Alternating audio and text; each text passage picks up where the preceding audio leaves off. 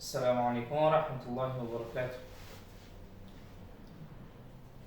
Bismillahirrohmanirrohim. Bugungi darsimiz nafiy fe'llari haqida. Nafiy fe'llarini o'tgan darsimizda qisman boshladik. Nafiy fe'llarini eng birinchisi bo'lgan fe'l nafiy mozi va ta'kidni o'tgan safar sizlar bilan birgalikda ko'rib chiqdik. Inshaalloh bugun nafiy fe'llarini qolganlarini sizlar bilan birgalikda ko'rib chiqamiz. Nafiy fe'llari o'zi 4 qismga bo'linadi. Shu qismdan boshlasak.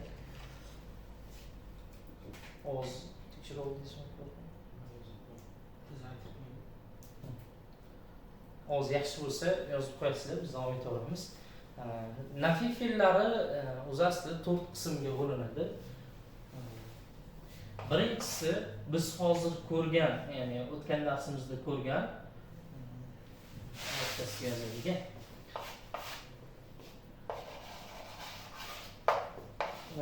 نفي ماضي مع التأكيد.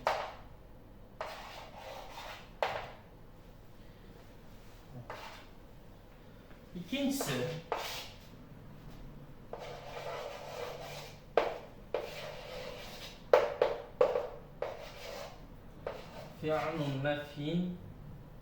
فعل نفي حاضر.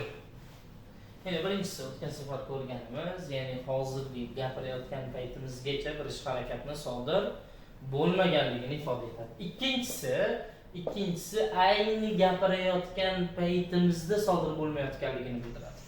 Sekin o'tgan zamondan hozirgi zamonga va kelasi zamonga qarab ketyapmiz. Birinchi o'tgan zamonda bir ish harakat sodir bo'lmagani. Undan keyin o'tganimiz gapirayotgan paytimizgacha sodir bo'lmagani. Endi uchinchisi gapirayotgan paytimizda sodir bo'lmayotgan. To'rtinchisi esa ya'ni nafiylarning uchinchisi esa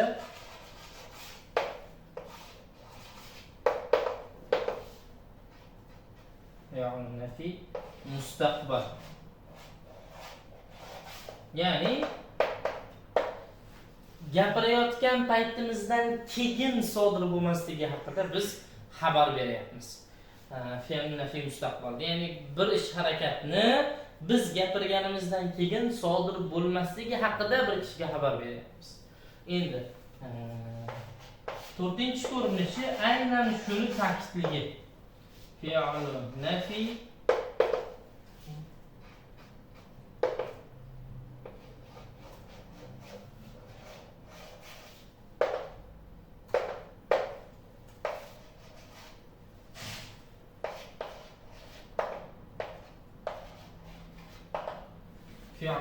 mustaqbal ma'a ta'kid. Ya'ni o'tgan zamonda bir ish harakatni sodir bo'lmasligini qat'iy cheklash. Ya'ni bu ish harakat hargiz sodir bo'lmaydi. Bu ish harakat umuman bo'lmaydi degan mazmunlarda cheklash.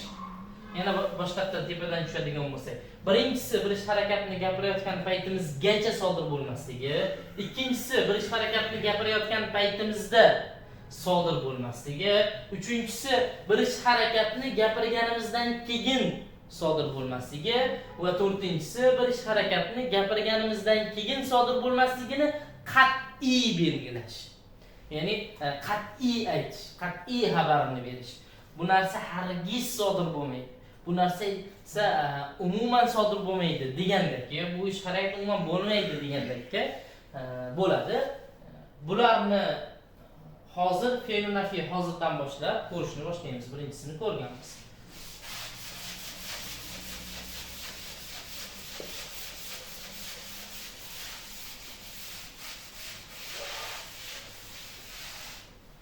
Bitta bu to'rttasini bir-biriga yana bir bog'lab turgan jihati hammasida muzori fe'lidan foydalanamiz. Ya'ni fe'l nafiylarning barchasida muzori fe'lidan foydalanamiz. Agar muzori fe'lini avvaliga ma nafiy harfini olib kelsak, bu ma nafiy harfi jazm ham qilmaydi, nasb ham qilmaydi, fe'lni shakliga ta'sir o'tkaza olmaydi. ya'ni ma'ni muzori fe'liga olib kelamiz. Muzori fe'lida hech qanday o'zgarish sodir bo'lmaydi, lekin ma'nosi tubdan o'zgaradi. Ma yaf'ulu misol. Ma yaf'ulu. Mana shu shaklda bo'ladi. Ya'ni oxiridagi harakat ham muzorida qanday turgan bo'lsa, ana shunday qolaveradi, lekin mazmuni bir ish harakatni aynan gapirayotgan paytimizda sodir bo'lmayotganligini bildiramiz. Buning uchun bizga ma yordamga keladi. Ya'ni ma yaktubu.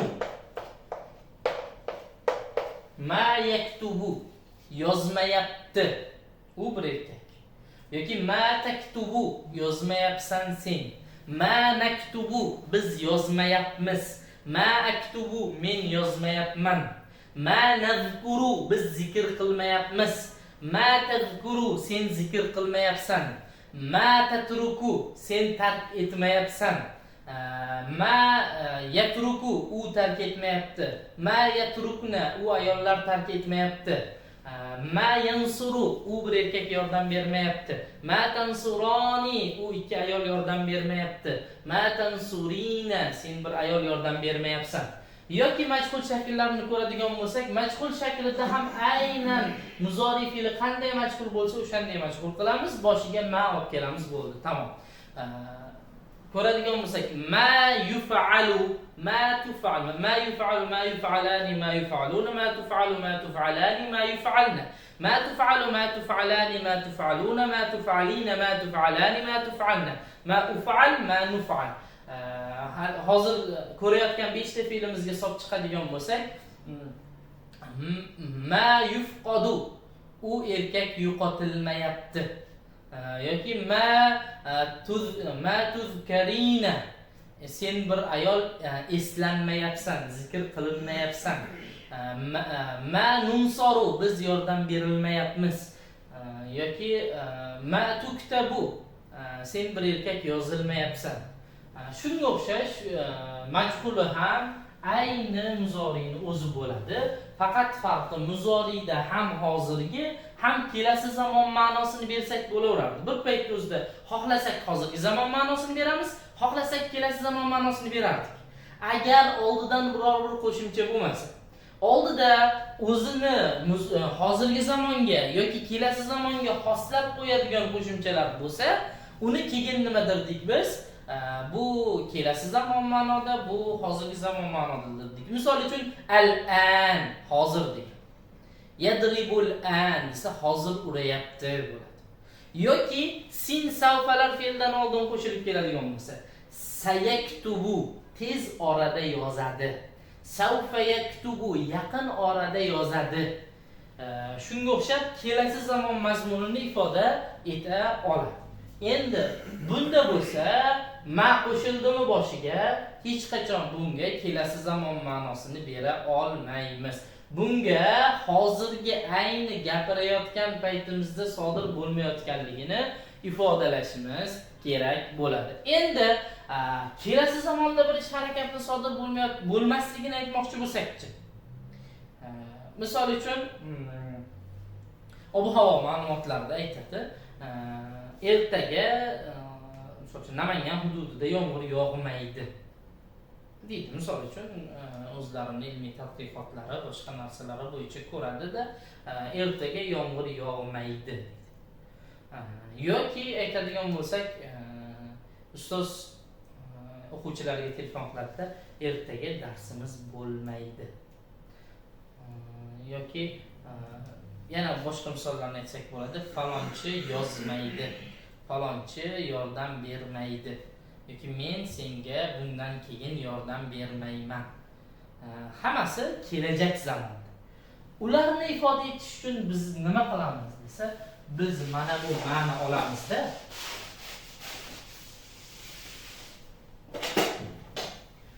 O'rniga la harfini qo'yamiz. La. Ma yaf'ulu bajarmayapti, ma yaktubu yordam bermayapti bo'lsa, la yaf'ulu bajarmaydi, la yaktubu yozmaydi bo'ladi. Endi agar muzori fe'lini boshiga la kirsa va u fe'lga ta'sir o'tkazmasa, ko'ryapsizlar, ta'sir o'tkazmayapti. La yaf'ulu. La yo'qligida ham yaf'ulu edi, la yo'qligida ham yaktubu edi. La qo'shilgandan keyin ham hech qanday ta'sir o'tkazmasa, ya'ni jazm qilmasa, nasb qilmasa, bunga biz kelasi zamonda bir ish harakatni sodir qilmasligini, kelasi zamonda bir ish harakat sodir bo'lmasligini ifoda etishimiz mumkin, ya'ni la harfi bilan birgalikda. La yaktubu, la yaktubani, la yaktubuna, la taktubu, la taktubani, la yaktubna, la taktubu, la taktubani, la taktubuna, la taktubina, la taktubani, la taktubna, la aktubu, la naktubu.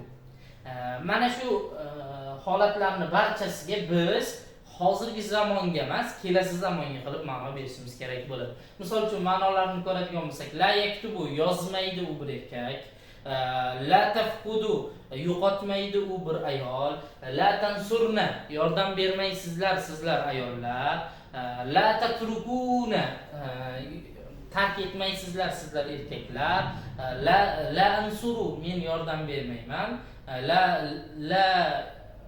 yazkurna sizlar ular ayollar zikr qilmaydilar, ya'ni eslamaydilar. Xuddi shu shaklda bemalol ifoda etishimiz mumkin. Majhul ham hozirgi maga o'xshab muzori qanday majhul bo'lsa, shundayligicha majhul bo'la oladi.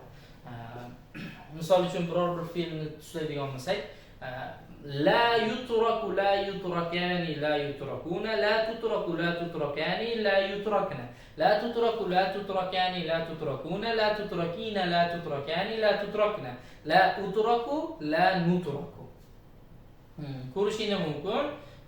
Muzorining majhulini boshiga la qo'shimchasi qo'shilib qolyapti xolos, lekin ma'no tamomila boshqa ma'noga o'zgaryapti. Ya'ni kelasi zamonda bir ish harakatni sodir bo'lmayotganligiga. Ma'no beradigan bo'lsak, la tunsoru yordam berilmayapsan, ya'ni senga yordam berilmayapti, sen bir erkak, yoki la tutrakina sen bir ayol tark qilinmayapsan, la tunsoruna sizlar erkaklar yordam berilmayapsiz, ya'ni sizlarga yordam berilmayapti.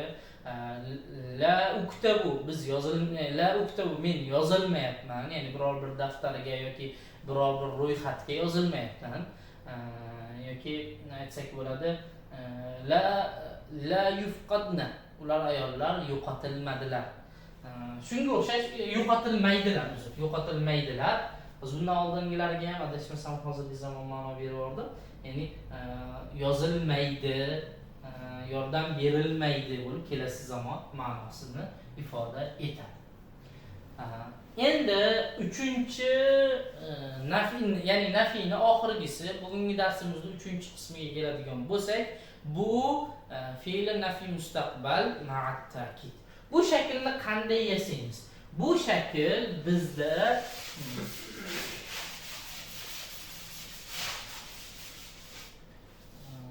yangilik hisoblanadi, ya'ni muzori fe'lini oldiga lam, ya'ni nasb qiluvchi lam harfini olib kelamiz va natijada biz bir ish harakatni kelasi zamonda bo'lmasligini ta'kidlab aytayotgan bo'lamiz. Bitta narsaga e'tibor berishimiz kerak, lam qo'shimchasi ta'bid emas, ta'kid. Mana shu narsaga yaxshilab e'tibor berib qo'yamiz. Ya'ni abadiy o'sha narsa bo'lmaydi degan tushuncha emas. O'sha ish harakatni ladan ko'ra ko'proq ta'kidlab beradi. Ko'proq nima qilib beradi? Yanada ma'nosini kuchaytirib beradi. Misol uchun o'zimiz ham bir kichik bolalarga yoki o'zimizdan kichik biror kishiga yoki farzandlarimizga biror bir ishni man qilayotganimizda umuman qilmaysan shu ishni deymiz. Vaholanki biz ma'lum bir vaqtni yoki miqdorini cheklayotgan bo'lamiz. Keyin qilsa biz undan xafa bo'lmaymiz yoki kerak bo'lsa o'zimiz undashimiz mumkin o'sha ish harakatni keyin qilishga. Xuddi shunaqa umuman hech qachon va shunga o'xshash lafzlarni o'zini ichiga olsa ham bu ta'bid, ya'ni abadiylik mazmunini olmaydi. Faqat ladan ko'ra ma'noni kuchaytirib beradi. Men hech qachon shu ishni qilmayman. Men hech qachon shu narsani bajarmayman yoki qilmayman yoki qilmaydi degan mazmunda. misol uchun yaxshilikka yetmaysan degan mazmunlarni ishlatsa bo'ladi. Hech qachon yaxshilikka yetmaysan, insonlarga, boshqalarga yaxshilik qilmaguningcha yana boshqa mazmunlarni aynan lan bilan ifoda etishimiz mumkin bo'ladi. Demak, buni maydalab ko'rib chiqishimiz kerak. Chunki bu lan muzori fe'liga ta'sir o'tkazadi. Ta'sir o'tkazganda ham nasb qiladi. Nasb qilishi qanday bo'lishligini biz hozircha ko'rmadik. Shuning uchun hammasini tartib bilan yozib chiqamiz. Lan birinchi fe'l yozaylik.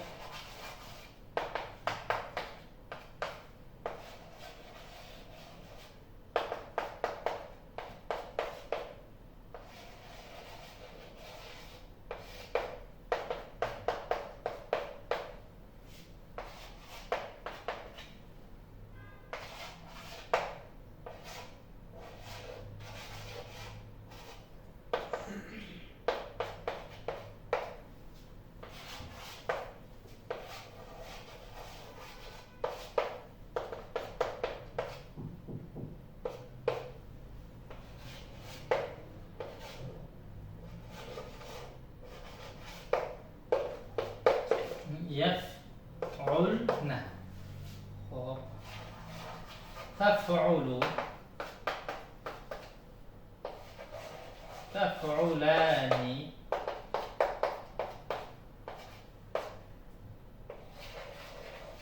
تفعلون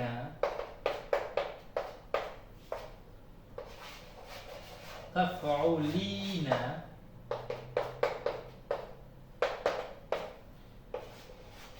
تفعلان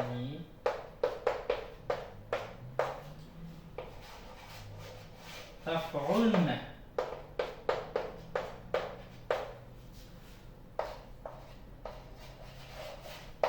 تفعل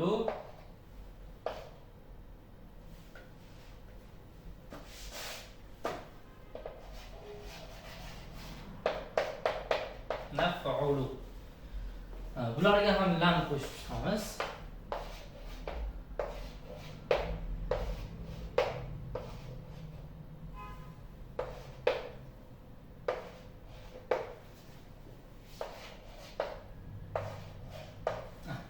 Lan.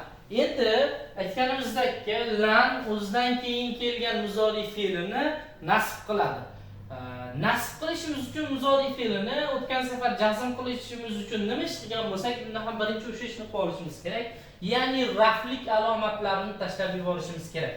Raflik alomatlarini tashlab yuborishda benomlarga alohida muomala, af'olul xomsalarga alohida muomala, mabnilarga alohida muomala qilamiz. Xo'p, birinchisi g'oyib muzakkar mufrat benom bo'lganligi uchun asli alomatini tashlab yuboramiz. Va af'olul xomsalarning nunlarini tashlab yuboramiz. Barcha af'olul xomsalarning nunlarini bu tarafdan ham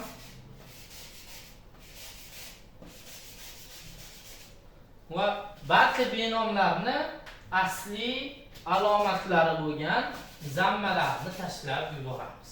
Mana fe'limizning umumiy shakli mana bu holatga kelib qoldi. Ya'ni qanday? Lan yaf'ul, lan yaf'ula, lan yaf'ulu, lan taf'ul, lan taf'ula, lan yaf'ulna. Lan taf'ul, lan taf'ula, lan taf'ulu, lan taf'uli, lan taf'ula, lan taf'ulna. Lan af'ul, lan naf'ul holatga kelib qoldi. Endi aytganimizdek, lan muzori fe'lini nasb qiladi. Demak, bularda muzori fe'lini nasb qilish uchun alomatlarni qo'yib chiqishimiz kerak. Ya'ni nasb alomatlari muzori fe'lida ko'rinib turishi kerak. Birinchi o'rinda benomlarga yuzlanamiz, chunki ular asli alomatlarni qabul qila oladi. Barcha benomlarga fatha harakatini berib chiqamiz, chunki nasbning asli alomati fatha bo'lganligi uchun. Mana 5 ta benomga fatha harakatini berib chiqdik. Lan yaf'ula, lan taf'ula, lan taf'ula, lan af'ula, lan naf'ula. Mana 5 tasi. Endi af'olul xomsalarga kelsak, af'olul xomsalar nasb o'rnida xuddi jazm o'rniga o'xshab raflik nunini tashlab yuborish bilan hosil bo'ladi.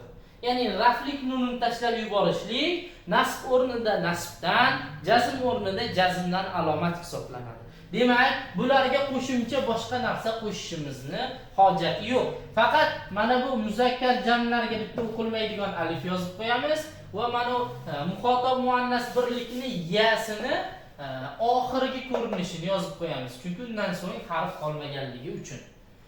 Shu bilan muzori fe'limizni nasb qilish ham o'z nihoyasiga yetadi. Chunki mana bu ikkitasi, ya'ni muannas jamlar mabni hisoblanadi, ularga tegmaymiz.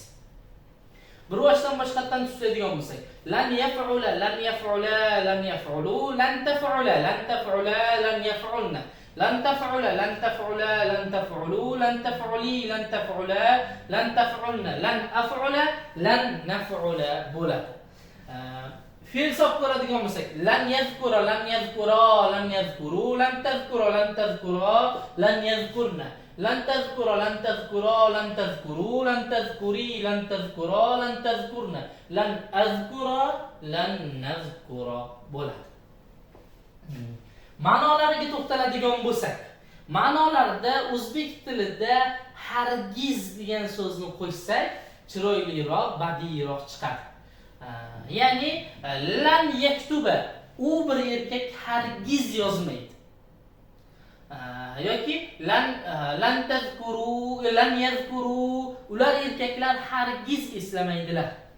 Yoki lan tatruku, sizlar erkaklar hargiz tark qilmaysizlar. Yoki lan yansurna, ular ayollar hargiz yordam bermaydilar. Yoki mana lan afquda, men hargiz yo'qotmayman. Mana shu shaklda bemalol tuslab ma'no berishimiz mumkin bo'ladi. Bularni daftarga vazifa bajarayotganda har bittasini ma'lumini alohida, majhulini alohida, yoniga tarjimalari, ma'nolari bilan yozishimiz kerak bo'ladi. Bu degani biz hozir 3 ta bo'limni ko'rgan bo'lsak, 3 ta bo'limni har bittasini ma'lum majhul ko'rgan bo'lsak 6 ta, 6 ta bo'lsa, har bittasiga 5 tadan fe'lni yozishimizni hisob-kitob qilsak, 30 ta fe'lni to'lig'icha ma'nolari bilan yozishimiz kerak bo'ladi. Endi buni majhul shakli, hozir sanaganimizda majhulni ham qo'shib sanavordik.